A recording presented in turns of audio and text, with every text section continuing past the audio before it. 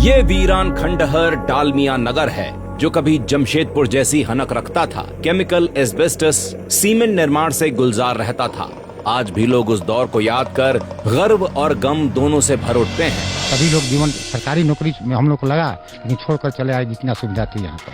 2000 से ऊपर कंपनी की ओर से क्वार्टर अलॉटमेंट था अपने श्रमिकों के लिए, जिसमें बिजली फ्री और पानी 24 घंटा दिया जाता था। जहाँ यहाँ लोग कहते थे कि टाटा का नौकरी नहीं करके डालमिया का नौकरी बहुत बेहतरीन है। इसकी पेपर की क्वालिटी इतनी अच्छी थी कि इंडिया में ही सप्लाई नहीं होता था, सीधे कनाडा इसका टोटल पेपर जाता था। पूरे पुल पर लगा हुआ था यूनिट माइक्रो लाउड स्पीकर, जिससे सब इम्प्लाई लोग जो भी रास्ते में चलते थे पुल के नीचे खड़ा होकर न्यूज सुनना करते। इन्हीं औद्योगिक खंडहरों में फतुहा का प्रसिद्ध विजय स्कूटर बना करता था। और हाँ, ये है कभी एशिया के सबसे बड़े चीनी मिल बनमनखी के खंडहर। सिर्फ इतने ही नहीं, पूर्णिया, दरभंगा, भागलपुर, मुजफ्फरपुर, मंढौड़ा सहित बिहार के कोने कोने में ऐसे खंडहर खड़े हैं जो कभी रोजगार और कारोबार से लहलहाते थे। लेकिन बुलंद कारोबार आखिर खंडहर कैसे बन गए? कौन है बिहार के उन उद्योगों की बर्बादी का कारण? कौन है वो गुनहगार जिसने बर्बाद किया कारोबार और छीन लिया रोजगार? तो जवाब है लालू और कांग्रेस।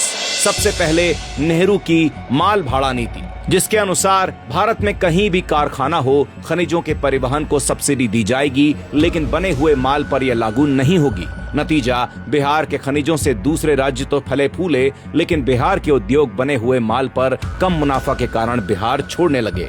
इतना ही नहीं, जब डालमिया नगर जैसे केंद्रों ने अपने प्रबंधन में इंदिरा गांधी और नेहरू परिवार का हस्तक्षेप स्वीकार नहीं किया, तो फिरोज गांधी की रिपोर्ट के सहारे गांधी परिवार ने उनमें आग लगा दिया, बिल्कुल आज के हिंडनबर्ग रिपोर्ट की तरह। फिर आया लालू का गुंडा राज, जिसने बचे उद्योगों, मिलों और छोटे बड़े कारखानों का काम तमाम किया। अपहरण, फिरौती, हर दिन प्रबंधन में हस्तक्षेप और रंगदारी की मार से बिहार के रोजगार के केंद्रों ने दम तोड़ दिया। 1951 तक जिस बिहार में पूरे भारत की 6.51% रजिस्टर्ड फैक्ट्री थी, पूरे देश के 56 में से 33 चीनी मिलें और मात्र चीनी मिलों का रोजगार प्रतिशत ही 29.5% था, उसे लालू कांग्रेस ने इस कदर बर्बाद किया जिसका दंश बिहार झेल रहा है। देश भर में रोजगार के लिए भटक रहा है। आज बिहार का उद्योग पुनः खड़ा हुआ है, लेकिन अपने बर्बादी के सौदागरों को नहीं भूला और ना बिहार कभी भूलेगा। चाहे गुंडा राज के युवराज कितना ही झूठा वादा क्यों न करें, बिहार अपने गुनाहगारों को माफ नहीं करेगा।